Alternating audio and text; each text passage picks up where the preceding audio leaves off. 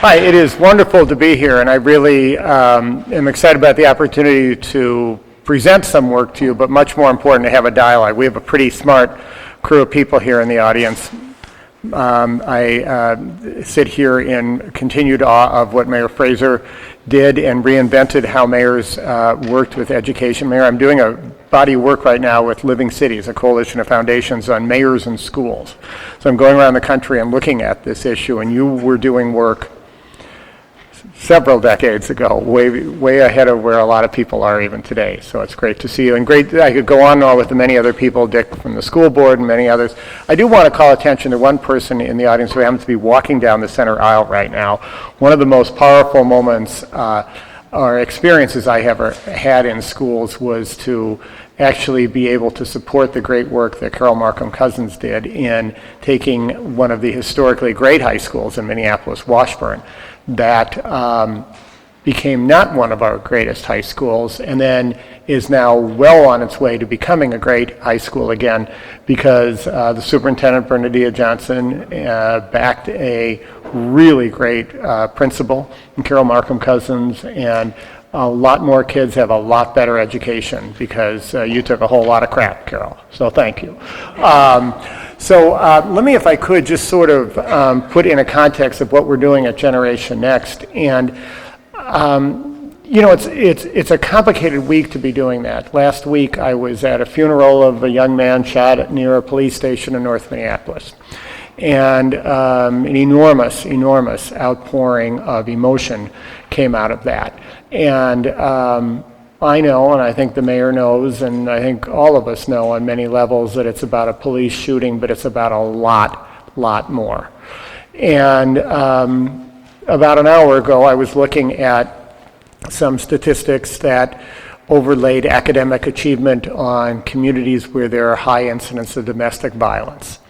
And I looked at that chart and saw the incredible intersection of that, and thought back to the charts I've seen for years and years and years about the same neighborhoods with the same income disparities, race disparities, health disparities, domestic violence and crime disparities. I could go on. And when you have periods like this, and then you're looking at this issue of the achievement gap, it is very easy to become paralyzed. It is very easy, and I look out at people, you know, Art, and you know, I can just go on, every single person I look out at is doing great work. It is very easy for us to say these issues are so big, where do we start? And that has been a journey for a lot of us in this work. But I think I come hopefully after almost 2 years in this effort now of saying I believe there is a much more focused effort to parse through these big issues, understand the fact that there is not about one classroom or one teacher or one school or one community or one family, but that we have to move several dials. The family, the community, and the school are the three that we focus most on, and you can't do one without the other two. But I want to just give you a little bit of a progress report and then get your perspective on that, because I'm feeling a lot better, even in a week where I'm feeling really crappy about some of what's going on right now. Pardon my French, but I do.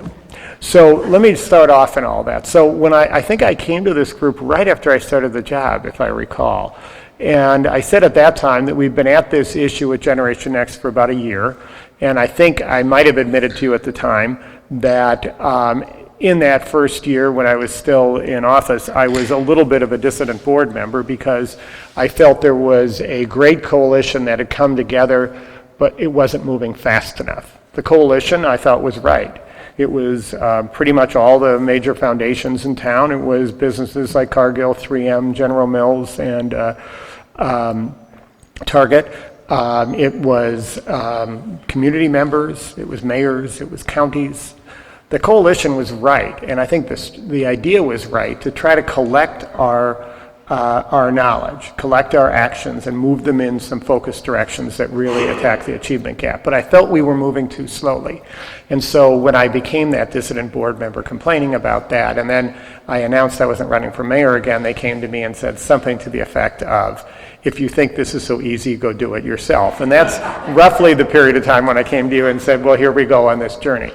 So a couple years later, where are we right now? Well, the good news for starters is we have broadened the coalition, and that's an important point, is that while there, I believe, has been a coalescing of people who are able to move the dial, there's also been a broadening of that coalition to now include about 500 to 600 different people, individuals and organizations. There's been an intentional effort to try to diversify that table much more dramatically.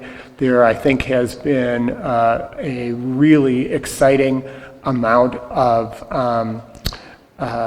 grit and stick-to-itiveness within that coalition where people have stayed at tables. And so what we really have done is sort of to try to break this down into digestible, actionable goals. Every child ready for kindergarten, master's reading by 3rd grade, math standards by 8th grade, graduates from high school, college, and career ready, and receives a post-secondary degree. During that journey, we've also added a 6th goal, which we think is tremendously important, and that is that every child is socially and emotionally ready to learn by 8th grade. And I want to get in a little bit to some of the research that we've been working with and been hopefully implementing. And I think it's added a tremendous breadth and gravity to what we're doing. I think it's making us a lot more effective. So let me walk through those a little bit. The hero of early childhood, of course, is sitting in the room here, Art, in the back of the room. And,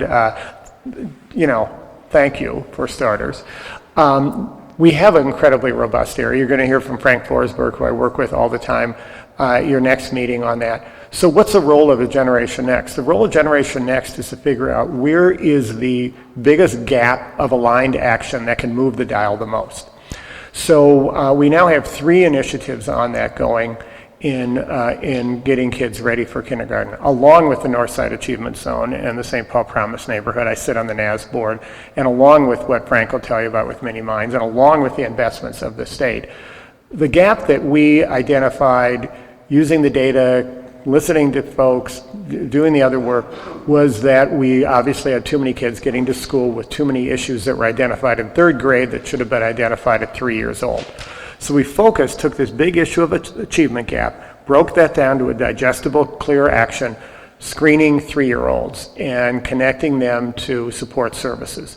Not just a well-child visit at a doctor, which is very good, but a comprehensive screening that includes social and emotional and other efforts. So we focused on that, brought coalitions together. The net result is that we've increased by about 16% the screenings that have taken place in schools. We focused especially on kids of color. We focused especially on poverty and mobility, and we're really reinventing that system. That is not a few people in a room at Generation Next doing it. It's a coalition of people who are now working together: healthcare, schools, counties, nonprofits, others. The work has been impressive enough. United Way has invested another $1 million in that effort. So we have a really good focused effort moving forward on that, and that's one piece of that.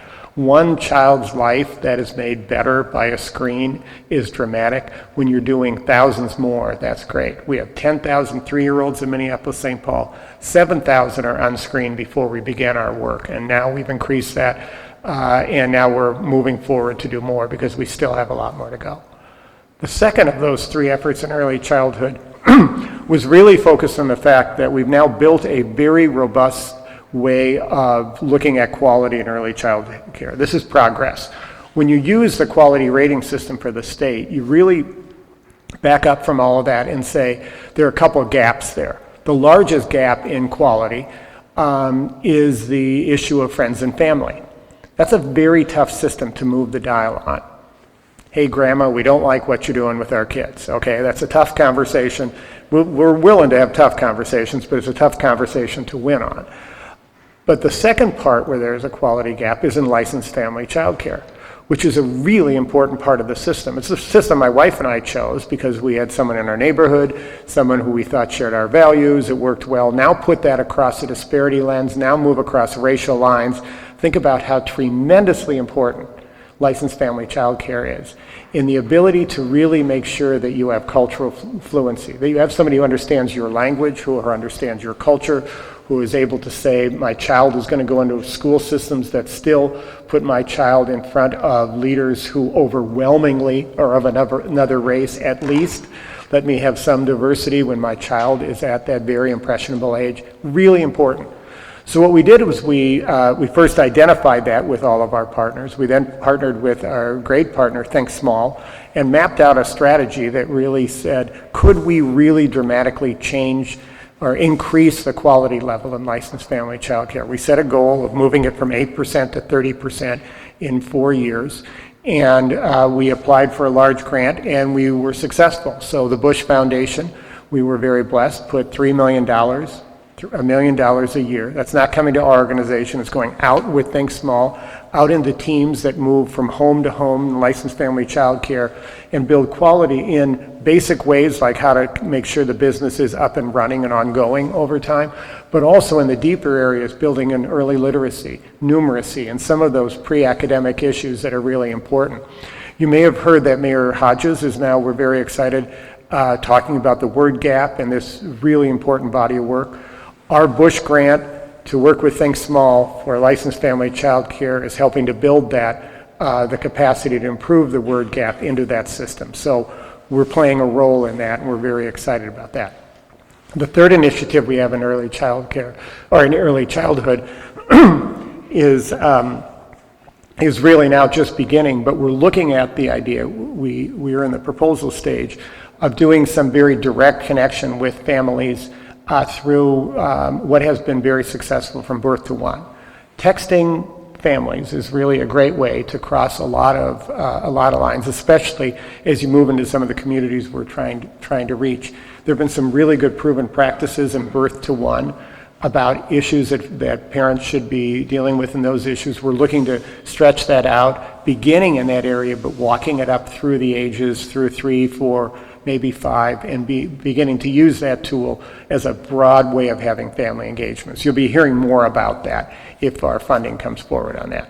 So that's what we're doing with that first goal. They're not all as built up, so it won't take as much time, but this is a smart audience, and it's okay if I get in the weeds. Stop me if I'm giving you too much. The second area is in literacy. Every child reads by 3rd grade. So we have a big fat problem right here, and we've got to be really, really blunt about it. There are 17,000 3-year-olds in Minneapolis and in St. Paul who are not reading at grade level. And what we did was to first convene all of our philanthropic partners. So there's 17,000 kids not reading at grade level. We have 7,000 interventions. So you think about 7,000 interventions out of 17,000, we should really start to be hitting a tipping point here somewhere. Why are we not moving the dial? Well, when you really dive into what the data shows, and then you look at where we're all intervening outside of the school systems, in partnership with the school systems, but the real problem is that gap is primarily not where the philanthropic investments are. Most of the investments in helping with reading are with kids who are right below the bubble. And there have been some proven promising practices that have really moved the dial with kids just below the bubble. The problem is the vast majority, overwhelming, are kids who are way behind. And so we're not doing as much philanthropic investment there. So part of what we do in looking at the ecosystem is to not necessarily leap to say, okay, everybody in philanthropy start giving to groups getting kids way in the red zone and pull out of these things that are working. What it means is that we have to bring that back into how we are dealing in school and outside of school. The answer to that may be that school districts need to have dramatically more intentionality about what's happening in the red zone and have those interventions in the more bubble kids within the districts. That's the conversation we're in the middle of. While that's happening, we've, for the past year, convened the 11 high-performing literacy organizations, and we've had them at a table really exploring this issue. What do we collectively know about improving reading for kids of color? And we're having that in, the group has now collectively laid out, did I mess something up here? Keep going. Okay. So that group of literacy organizations has laid out in detail what we collectively know. Well, I have to stand by that, sorry. Okay. So what that means is, let's say you are running a literacy organization and you're really good at dealing with Somali kids and their transition from language at at a certain level, and that you're very good with kids who are highly mobile, and you happen to have a real skill set in dealing with the issue I was talking about with word gap and all that. It's wonderful that we have so many people who have a piece of this puzzle, but doesn't every kid deserve the collective knowledge of every group we have? That's the goal of these 11 organizations, and now we're expanding that at the table, doing this work to collectively develop a common practice and closing the reading gap. What we're doing then is saying all of this has been good, but now we want to bring this to a much higher level. We want to put real assessment and data up against that. So the University of Minnesota has a very effective assessment tool called the FAST test that allows us to do a couple things. It is a very good deep assessment, but it also allows a very short, almost 60-second assessment that you can use in addition to that, so you can monitor progress and growth over time. The reason I'm telling you all of this is that what the university and now the private partner that's selling this around the country has given it to us for free, allowing us to give that to our partners for free. And so now most of those 11 organizations are using the same assessment tool. And I'm getting way in the weeds with a really knowledgeable group to tell you this is, in our mind, one of the ways that change happens. Let's have them measure things together in an apples to apples conversation. Share that. Is this working or is that not working? So what's the catch? Well, the catch in this conversation is that we have all the philanthropies at our table. So if you're not doing very well and you're doing really well, do you want to have that conversation in front of us?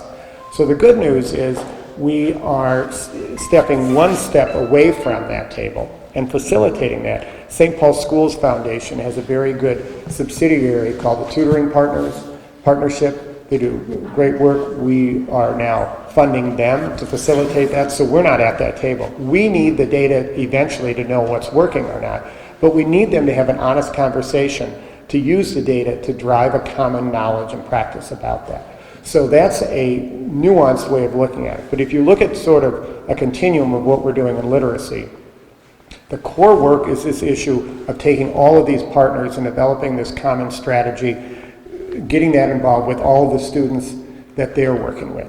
The second thing to do is to tie that much more directly in with both school districts. And that's a challenge right now because I don't think either district is extremely clearly articulating a common literacy strategy. That's not an easy thing for a district to do, but we continue to work with getting that done. But if you look at the system then, what's the biggest way to expand that to scale?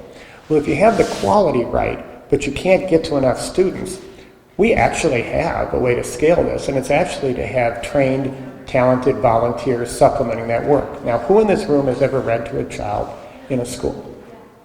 Okay? Keep your hands up, please. Okay. Who had any training whatsoever before you went into that classroom? Okay. So this is a group that has dramatically, usually almost every hand goes down. That's good. Keep your hands up. How many of you had that training that you felt reflected the very best knowledge that the top literacy organizations have in this community using data?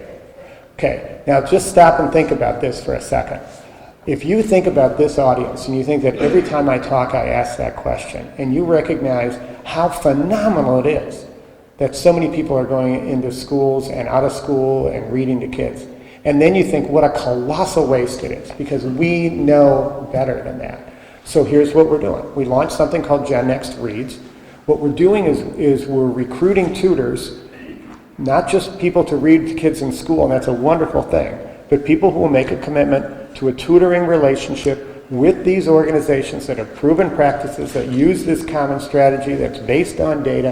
And now we've gotten many different organizations in. So I'm in an African-American church in North Minneapolis at Fellowship Baptist. I'm at Plymouth Church a couple Sundays ago, and we're basically saying, we want you to read to a kid. But we want you to read to a kid in a relationship with a proven practice to do that. And we're trying to improve the quality of the interventions, and it's the most scalable part of this. It's not the professional piece of it.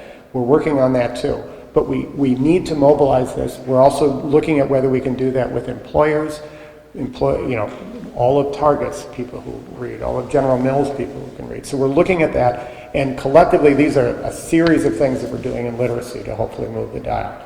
I'm sorry to go on so long about that. Am I getting too detailed? You okay? Because I usually have to skim over this stuff real surface. I really appreciate not having to. Good. In math, we've spent the past year really diving into that in a way, but not saying, let's not jump into this until we really know where we add value. And increasingly what we're coming to is the realization that what we thought we needed to do at first may be a little different. Here's what I mean.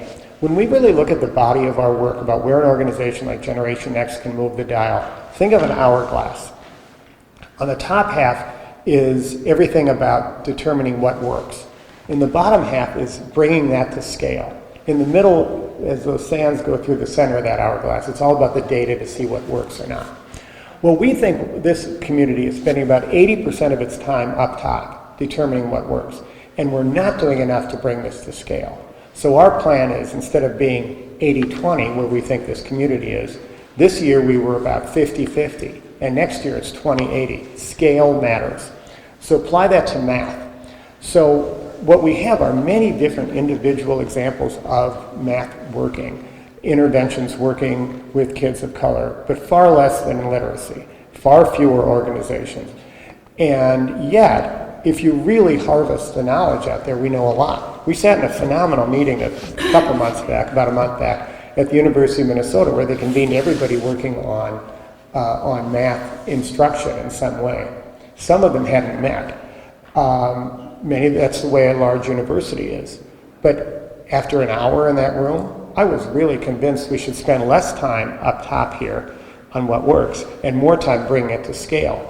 But when you listen to the collected knowledge, it was not about this specific academic intervention or how to do numeracy or place value. That matters. It wasn't just about strategies of instruction. It wasn't just about family engagement in culturally specific ways on math, so kids don't check out and self-identify as I'm not a math person too early. It's not just about how we deal with failure and other things in math. It's a collection of all of this. And so what we're trying to do is to look at the idea of whether we can take that collected knowledge out of this phenomenal University of Minnesota and direct all of those comprehensive 365 degree ways of looking at a community, school and a community, and really moving the dial on math. So that's just in the baking stage, but we're pretty excited about being able to basically develop a comprehensive strategy on math on that.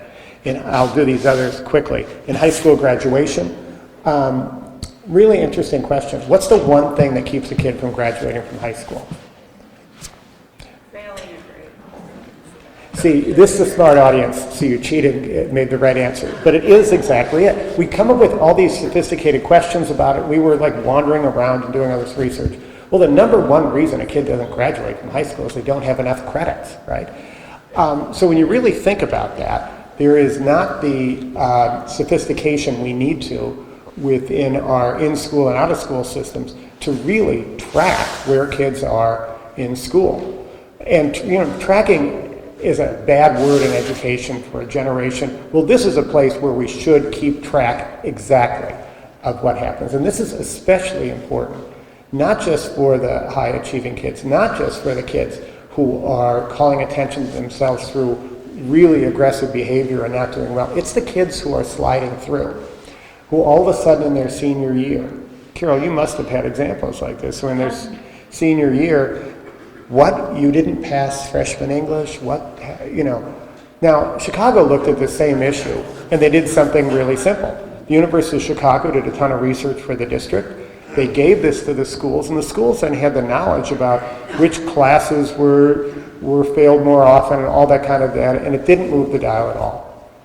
When they got them information on specifically which students in which classes, not just who didn't pass senior classes, but freshman English class, English test, get there really early, go to 8th grade. Once they began to track that, everything changed. Graduation rates soared in Chicago. So what we're doing is we're working with both school districts on implementing that strategy. We were just able to secure a big grant in that. We're looking at a couple other things, but moving that forward in both districts.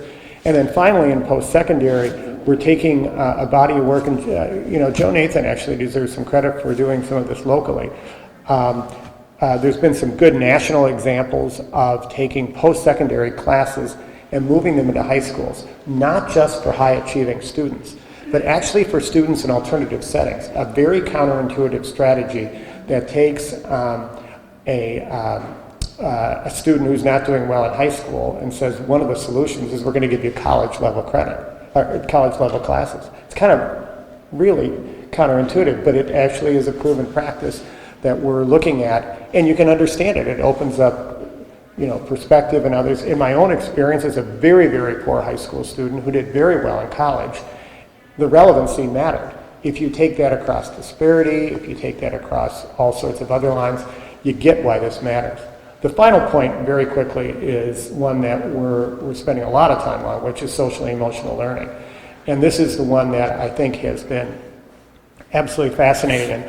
And Dale Blythe at the university, Dr. Michael Rodriguez at the university, and many others have been really helpful with us on this. This is where the achievement gap begins to shrink dramatically. And it's really fascinating when you disaggregate data on race in this realm.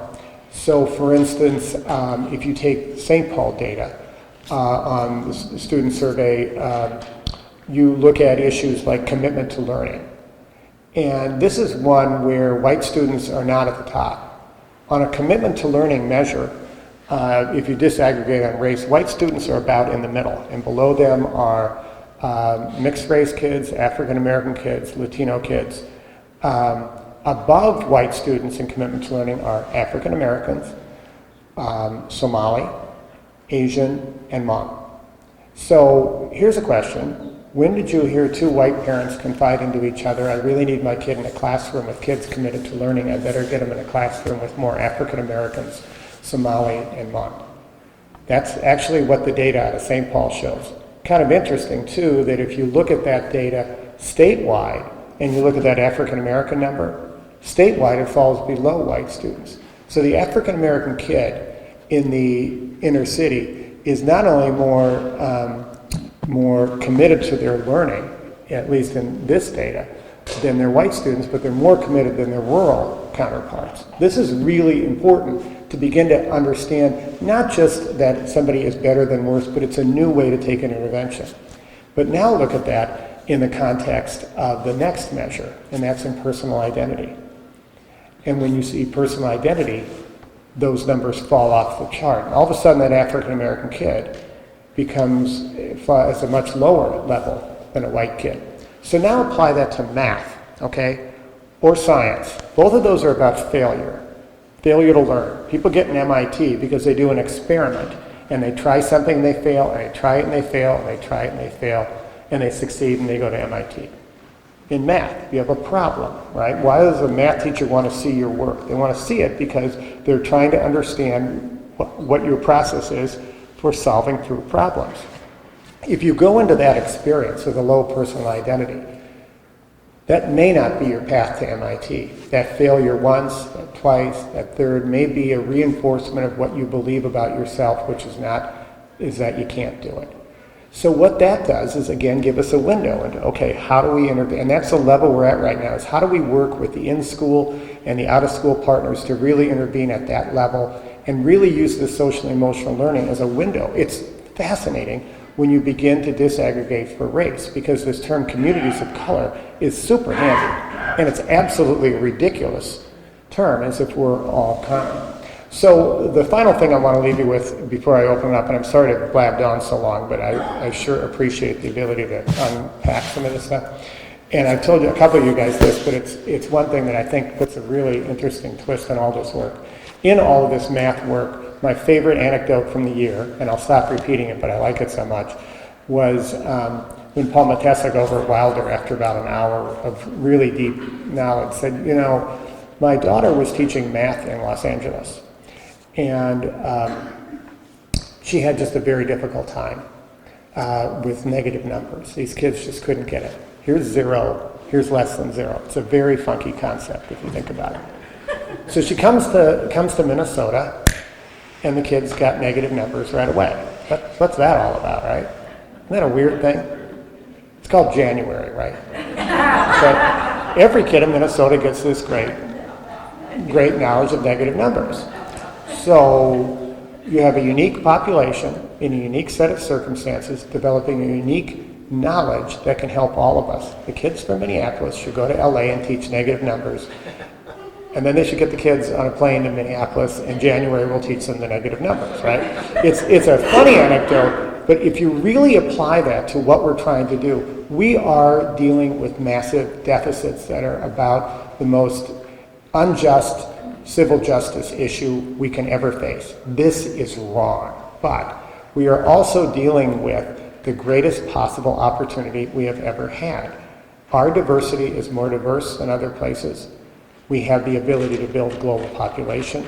We have the ability to finally, in this community, do what we have needed to do for a long time, which is to look in the eyes of an African-American boy in North Minneapolis as he takes the bus to Southwest and downtown to the summer job and say, the skill set you're learning, crossing barriers, is what I desperately need as a white person to go to China and understand what it's like to not be part of the majority culture. We have to understand that we bring value to the table. That's not a former politician trying to have it both ways. That's the stark reality and the beautiful reality of the situation we happen to be in. So as we do this work, we have to lay all of these tactical issues out there. We have to be disciplined enough collectively to look at an overwhelming issue that is paralyzing in its complexity and is deeply depressing. And we have to pick it apart strategy by strategy, but we've got to, at the end of the day, put the frame on it that it really deserves, which is the fact that we're on the brink of greatness, which is a ridiculous thing to think about when our numbers are so bad. But the fact of the matter is, I feel much better about this work, but I recognize still it is a crisis. So I want us to continue to do the work, and I want to just hear your thoughts. Sorry I went on way, way, way too long, but when I just open it up wherever you want to go. Thanks.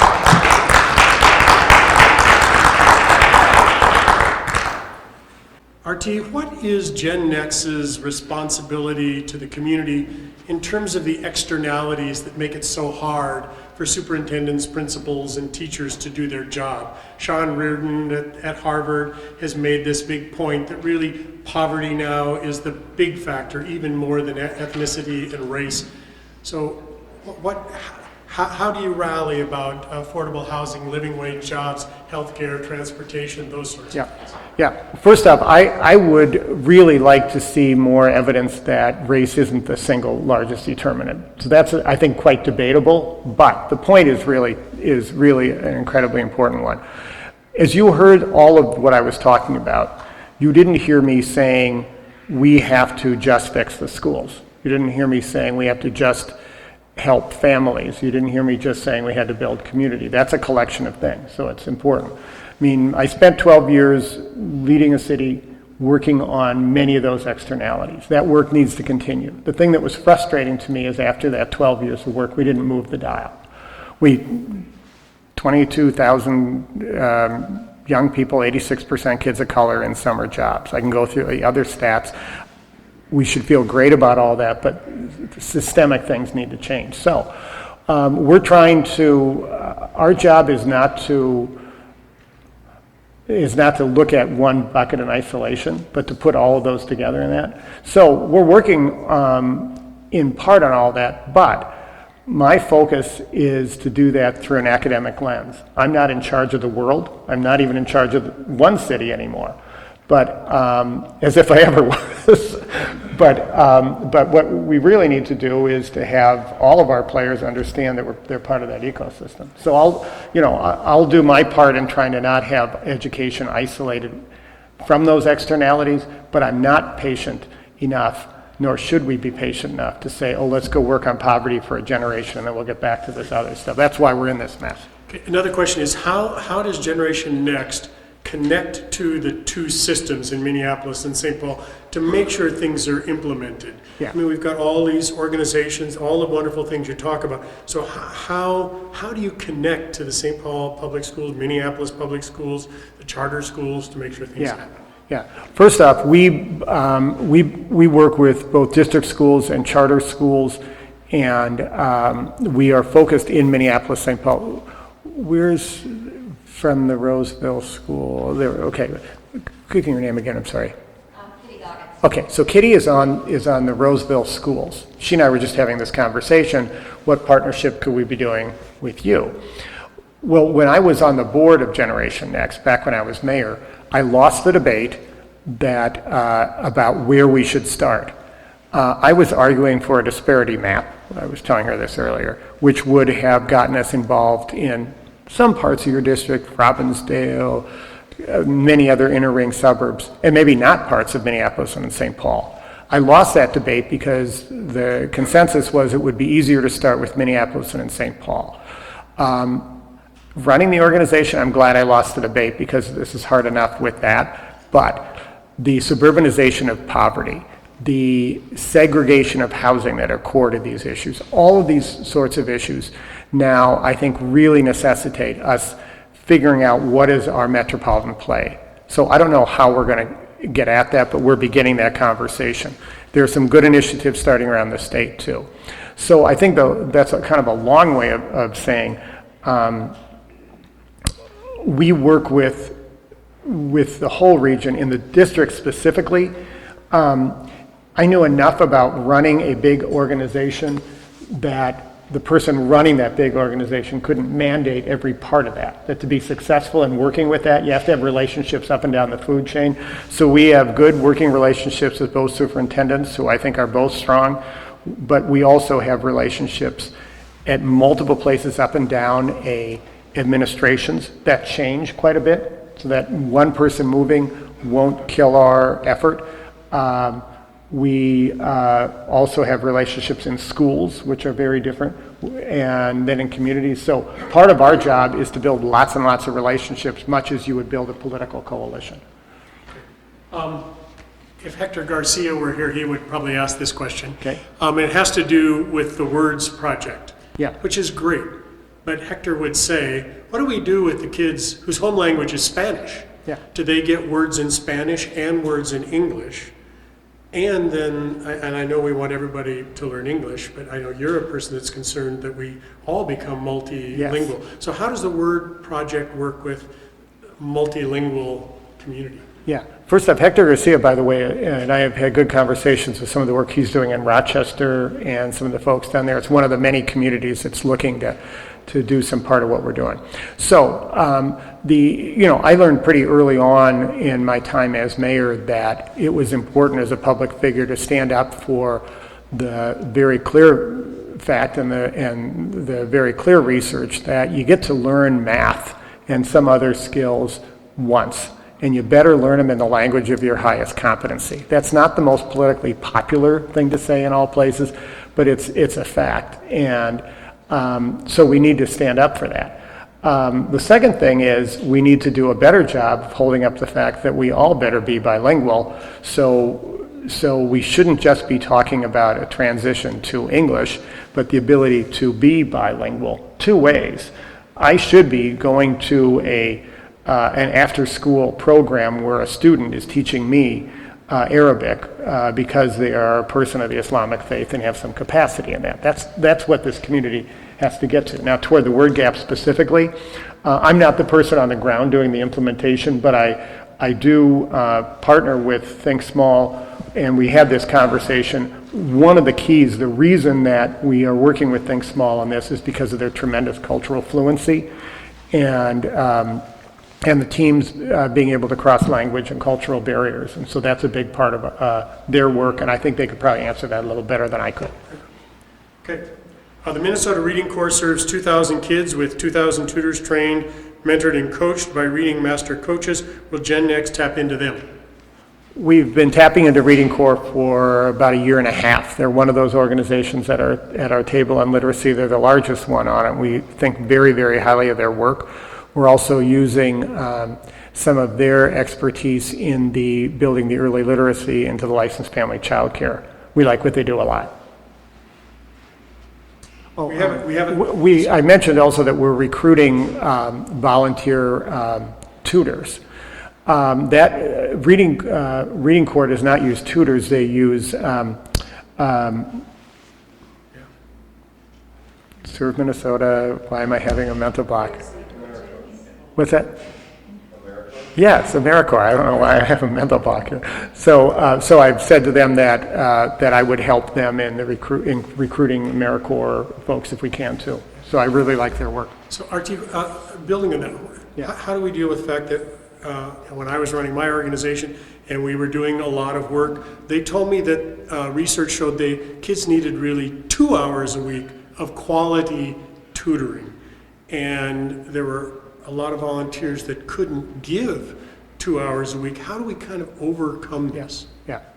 Well, first off, anytime somebody reads to a kid is great. Anytime somebody reads to a kid, they should also be part of the work that we're doing in addition with, say, the Literacy Council to give everybody knowledge on it. But the key thing is we need to have more people willing to build that tutor relationship. Not everybody can do that. There are also people who are snowbirds who are gone for parts of the time. That's the sort of thing that Sister Audrey over at Eastside Learning deals with in a really effective way. It's the sort of thing that Tutoring Partners, which is a new group in the community that I think very highly of, does as well. And we handle those individually. So the thing that we want to do is, if you think you're interested, give us a call. And then we'll connect you up with the people who are parsing this out. They'll understand your individual situation. In some cases, you won't be able to make that commitment, but let us do the decision on it. So self-edit, don't self-edit.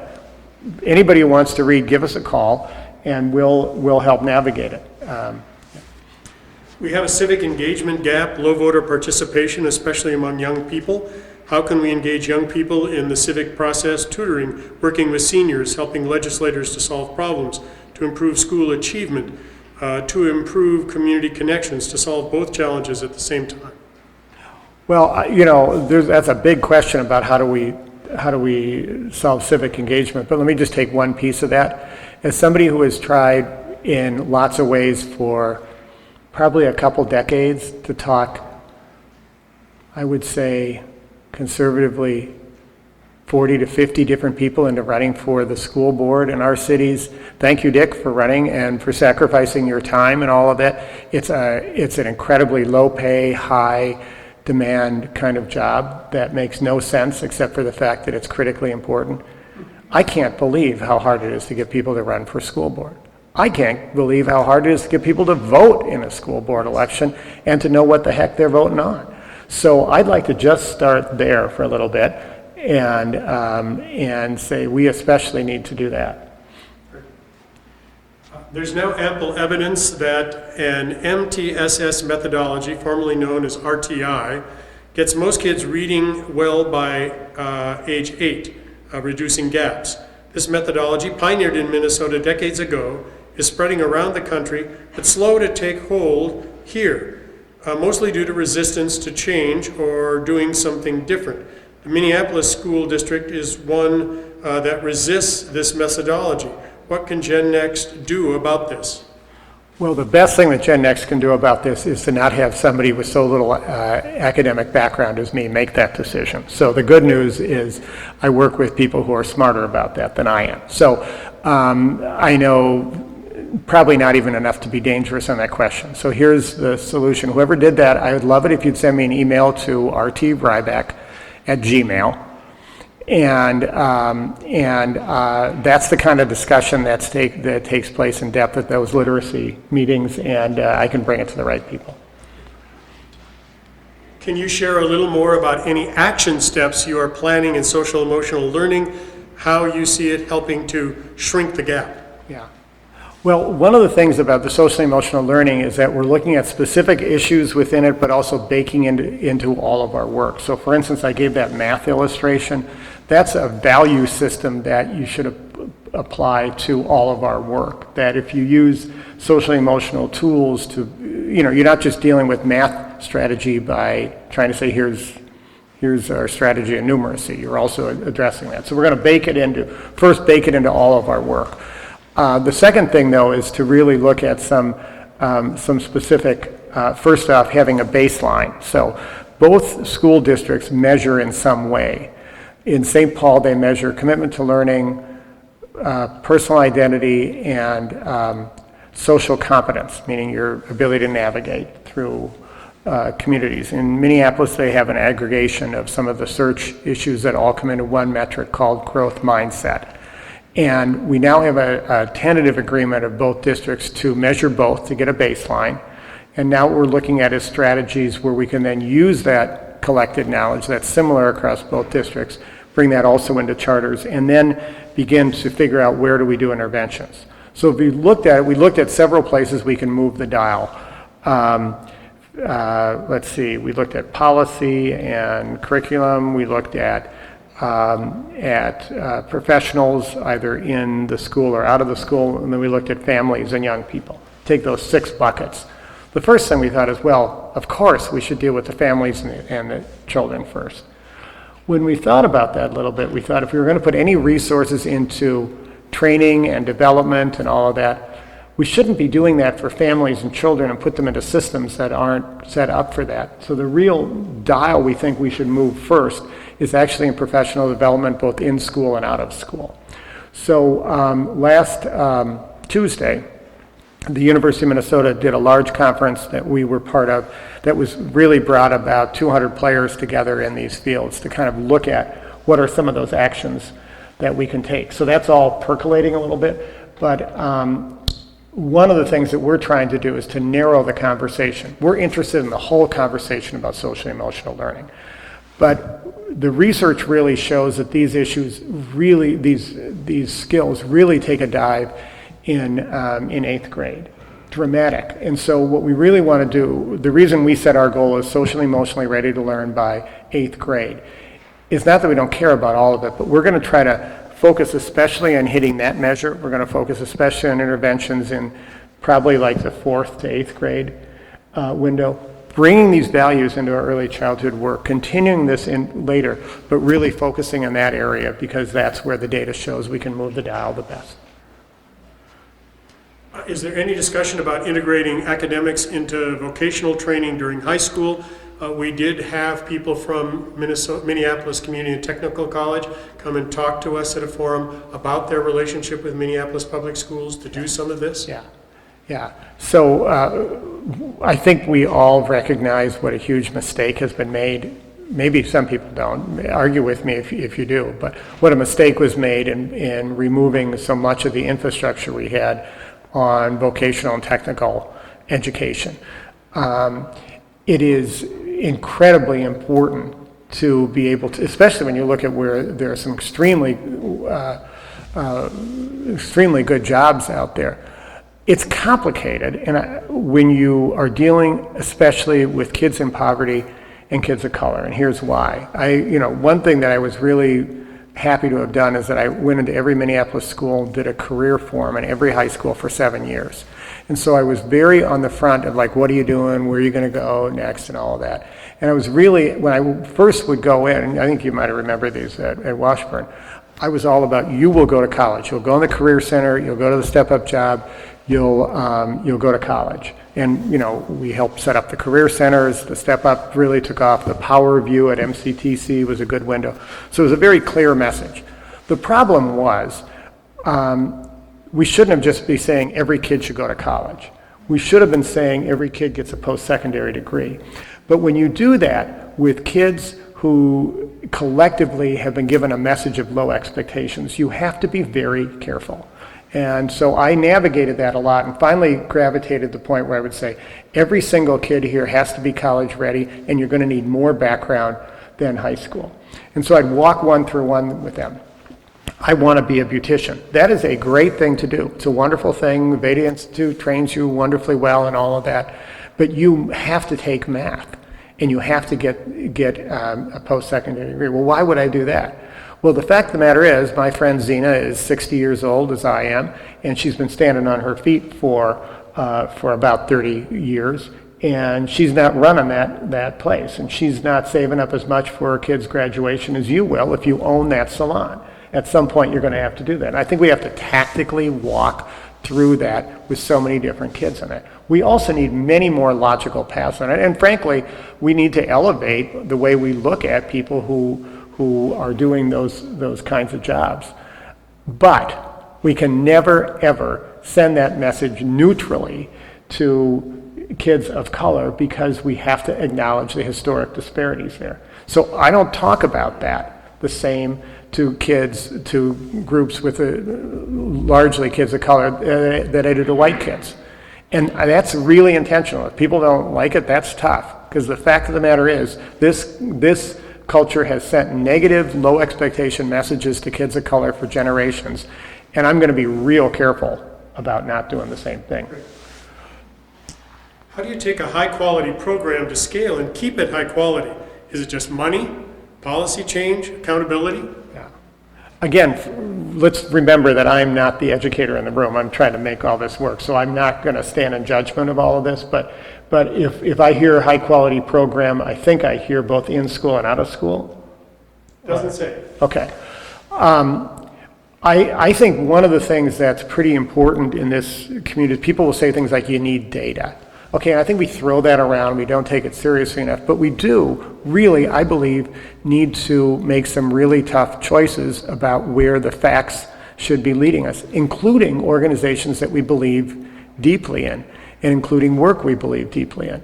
So one of the things that now sitting at tables with most of the major philanthropies, I get a good window into where things are going. And there are a lot of places where we have to say, you know, that group does really, really good work, but we actually need help over here. So for instance, we have tremendous mentoring organizations in this community. I think we are so blessed by that. But when we met with them last time to talk about our post-secondary work, or our high school graduation work, we began to really move the discussion toward mentoring is super important, but credit recovery is a gap here. So we ought to send messages to those organizations that high quality is keep doing what you're doing, but also look at where these gaps are. In literacy, I mentioned that issue about where the gap is there. So we need to get the information first to the organizations, second to the funders to drive that, and third is I think we just have to each year stand back as we just did with our report card. And by the way, I would have shown it to you up here, but you can just go to GenNextMSP.org, our website, or if you can't, just Google Generation Next Minneapolis, St. Paul, and you'll get it. And that dissects each of our 4 areas with all of the data and all of the indicators, what the challenge is, and what we're doing about it. And we're going to do that every single year. We keep it updated all the time. But that's really where we can reset what an organization should be doing. We don't necessarily think we should be sitting in judgment, but we should be bringing that information. So we've invested in funding data positions in both Minneapolis and St. Paul schools. We're helping Minneapolis develop the out-of-school data network, similar to the great Sprockets one in St. Paul. We're trying to put all that together. We're then taking organizations out there, putting them through that to determine whether they're moving the dial on student achievement. So Project Success is an example. Urban Debate League is an example. 2 organizations I always thought were good, but I didn't really have the facts. They had their own data. But now we have put those both through this early system. We see that they've got promising practices. Go put some resources into Project Success. It's working. But if it's not, we've got to have the guts to say it too. This is kind of an addendum to this question. What's the state's responsibility in helping to bring these programs to scale? In other words, how do you relate to legislators and things as they set the budget? Yeah. Well, first off, just the state, like the Department of Education, Health Department, and others have been at our tables for a few years, which is really good. It's so great. Our data committee, for instance, they have people from the state, the data leads for both districts, the county, Wilder University. So they're very much at the table, but I think there are a few things. We have not been a lobbying organization, but there are some things that we are now going to be bringing forward on that. For instance, this 3-year-old screening issue is one that we now see some progress that's learning. We should be bringing that to scale across the state. We should also, I believe, help navigate through this very difficult issue about data and assessment and testing. I think rightfully there's a big discussion about whether we're testing kids too much, but if you really also let the pendulum lurch in the other direction, we're going to wind up with the same mess we wound up in the first place. Kids slipping through the cracks. And I think we've got to figure out a sophisticated, smart way to do that. Spending less time with kids in tests and preparing for tests, but not throwing out issues that we were. We're losing some of our ability to assess whether kids are ready for school.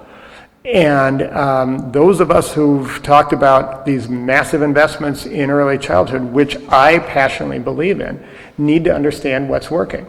And those who invest millions in quality out of school time need to know whether they're moving the dial for kids or not. So we need some of this. So that's one of the roles we should play. I'm really happy to live in a state where there's a debate about whether we should have all-day kindergarten or targeted scholarships. I mean, many of us have a perspective. I happen to think that the targeted scholarships are the most important strategy, but I have to say I give a lot of credit to a governor and a legislature that are having that debate instead of some of the horrendous debates that I'm seeing across the border in Wisconsin. Right. You know. This is, again, sort of related to this. How do you keep these programs going in schools that are under local control of school boards that are changing every couple of years? Yeah. They aren't very well funded, they aren't very well supported. Yeah. How do you do that? You know, I would love to answer that question a little more in about 6 months. Here's why. On the side of my work at Generation Next, I'm a senior advisor to something called Living Cities, which is this coalition of foundations out of New York that MacArthur, McKnight, Rockefeller, Ford, some really good groups, but they put money into a pot to deal with disparity in cities. And so one of the things they have me doing is doing a series of interviews around the country about mayors and schools. And the reason I raise this in this context is that when you really start to unpack that issue of mayors and schools, it's really not about mayoral control. It's really about what role do school boards play, what role does governance play. And I don't jump to any conclusion on that one. I felt that it was not a debate that I thought was the true debate I needed to get, whether the mayor controls schools or not. I do think the issue of somehow having the most visible elected official who people hold accountable, that's the key point there, be able to put some people on school boards who can bring a broader perspective. I've worked in electoral politics. I think it's great, produced a lot of good people, but I have to say there are some people who could never get on those school boards who should be. You know, Chicago, set aside all the debates they have about what their mayors have done in schools, but just take one issue. Who gets on the school board? A former president of Northwestern University for 10 years, a teacher who's been in a classroom doing X, Y, Z, but who would never ever run for schools, this person in the community, a person who has big governance about large budgets and stuff like that. I'm not saying do it all that way, but I think somehow putting that into the mixture. The reason I raise this in the context is just as I'm listening about this, and I'm trying to stay open about it because I don't come at it from a perspective. My job is just learn and listen on this. And I'm thinking that's part of the issue. And one other thing that I'm learning is county involvement. Mayors who have control of counties and social services and connecting that together makes it much easier than having cities over here, counties over there. Whether we should or shouldn't have that kind of governance structure, think what you could have done if you could actually have done permanently what we did in the tornado. Remember we moved temporarily, I'm not saying we, the county moved one caseworker into each school temporarily to deal with that trauma and all those horrible things in the counties. We should do that ongoing. Well, you can't do that as easily if you got all these different systems. I understand why we have this governance structure, but I'm just saying it's a question to ask. There's a question here about how you measure career readiness, and if I could add another one to that, whatever happened to citizenship readiness? Did we just discount that and decide it's not important anymore? Yeah. Well, first up, I think the citizenship makes a ton of sense. We were having that conversation, and you can listen to some of the people running for president and really wonder what happened to citizenship. That's a whole other thing. The career readiness is really interesting. Think about everything I've just been talking about as a pipeline, starting at birth and moving up this way. Like a plumber, it's a pipeline. Okay, now think about a plumber on Christmas Eve or Thanksgiving when the water is coming out and everything else. You don't build the plumbing from the beginning, you build backwards. Now, why am I telling you this weird thing? We're trying to look at career readiness that way. Start with the end product. Start out here. You want water coming out the faucet. You want a child moving to an adult and thriving. When you really look at that, it's a little easier to start at that end. So one really exciting thing that's happened, it's actually emerged out of the Itasca group, is something called real-time data, I think is what they're calling it, but it's a new organization they're actually forming that's using some of the new sophisticated data you can get about real-time talent, I'm sorry, is what it's called. Taking real-time information about what jobs are open, and that helps young people find jobs, but the part that we want to play is bringing that information back into the post-secondary, back into the high school, back into the middle grades, and beginning to educate the teachers, the educators, the students about what they should be preparing for. I want to be an engineer means I got to take algebra in 8th grade, okay? And so on and so on. One other quick thing that we're doing in that I'm really excited about, the best thing I ever got to do professionally in my life was Step Up. 22,000 kids, so proud of that, 86% kids of color. We don't know where they are because we never built an alumni association. So what we're now talking about is trying to get a number of these high-flying organizations that have alumni like that, and putting together a common database called the Alumni Association. And if you're a Page Scholar, I haven't gotten the approval of these guys, I'm throwing this out, Page Scholar and Project Success and College Possible and Genesis Works and Best Prep and all these, put them all into a single database. I'm an HR director. I want to know who are these 100,000 kids we've invested millions of dollars in.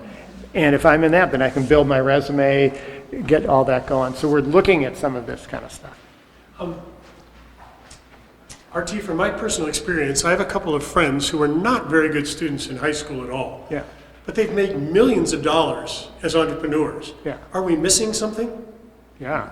Oh, I think we're completely missing something. And unfortunately, I didn't learn what they didn't learn that got them the $1 million. But as I said, I understand this well because everybody says they did bad in high school. I did very, very poorly in high school. And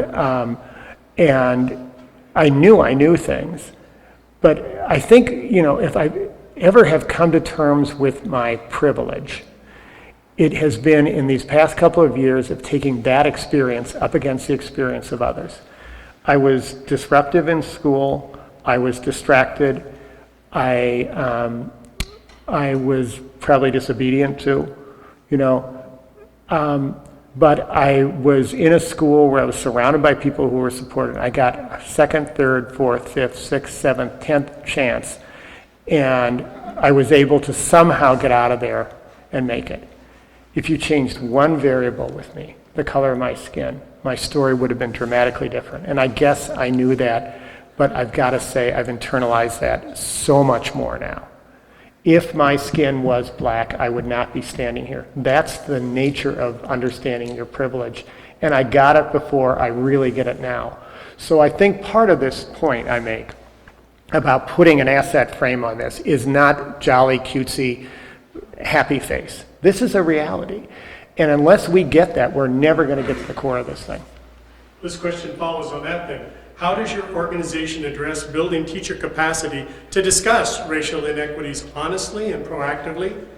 Minnesota NICE gets in the way of this work. How do we support schools to create space for changing mindsets in teaching staff to get beyond I don't see color to I see your color and hear your language and it is beautiful? Yeah. Well, it's really interesting because we sit in St. Paul where a superintendent unpacked that bag and got a lot of blowback on that, and it was really complicated. I think she, by her own volition, said she might have implemented that a little differently, but I give her a lot of credit. And I give this community a lot of credit because they're having a very honest dialogue about that. It's rough here in that conversation, but it is a conversation that needs to take place. Our organization is not in itself going to change what districts need to do. And it isn't like a side thing. Let's go do our education thing and over here we'll have our little disparity initiative.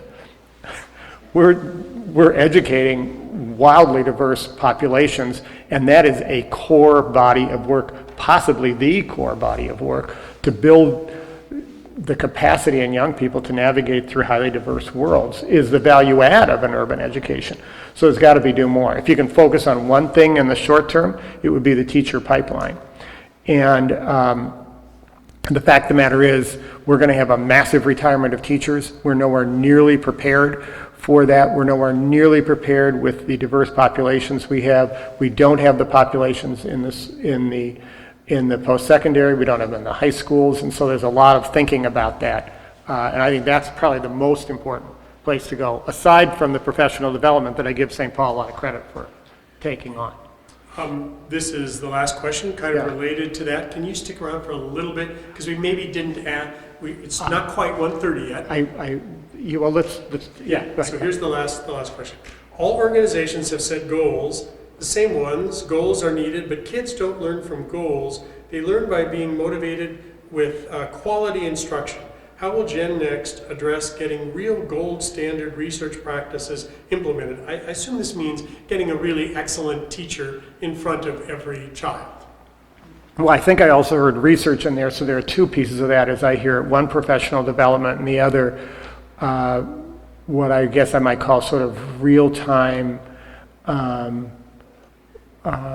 research to put into practice or something. So the professional development is the first part of that. Again, we're not the school districts. Again, that's what the school districts should be doing, but what we can be doing is bringing strategies forward. So for instance, as we do our social and emotional work, that's a body of work that we specifically want to influence and impact and do. So probably the place you'll see us doing is not trying to replace what a core district or an individual school should be doing. Core part of the work should be the professional development ongoing. But we'll do strategies like, social emotional is probably the best example. I can think of that. I don't know where else to go with that exactly. Let me ask one last question. Yeah.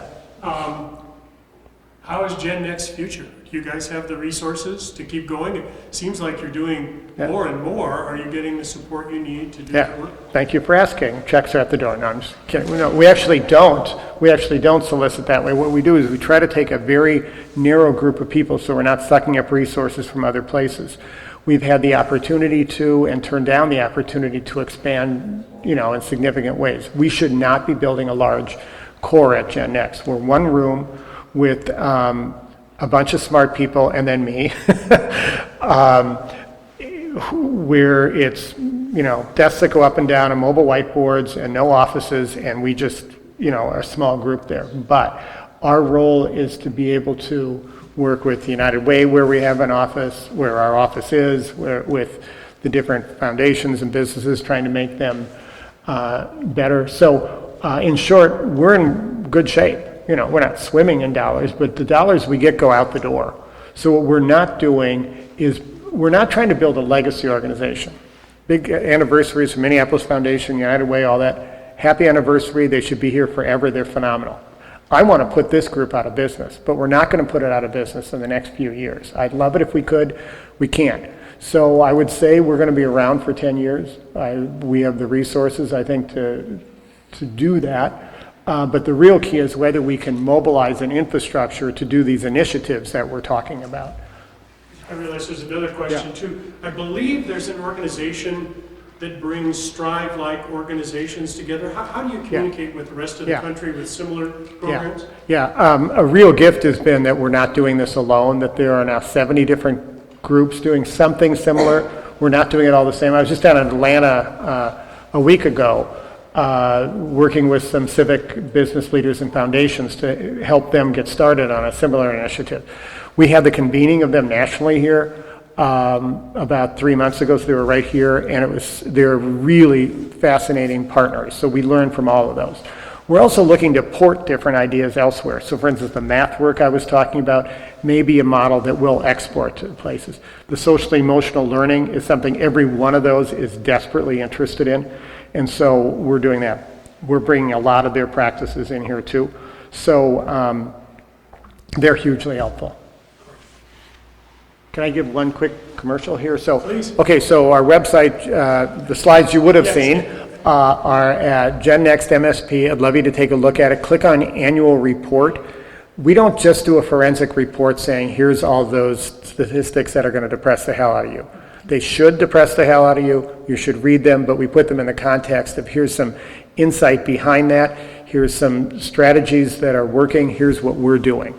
And so it's an action plan tied to that data. But take a look at that. We also, anybody who wants to be a tutor, you can go again to the website and just click it. We'll get back to you in doing that. If you're worried about whether you have enough time or not, let us be the judge of that. We'll help connect you up with something.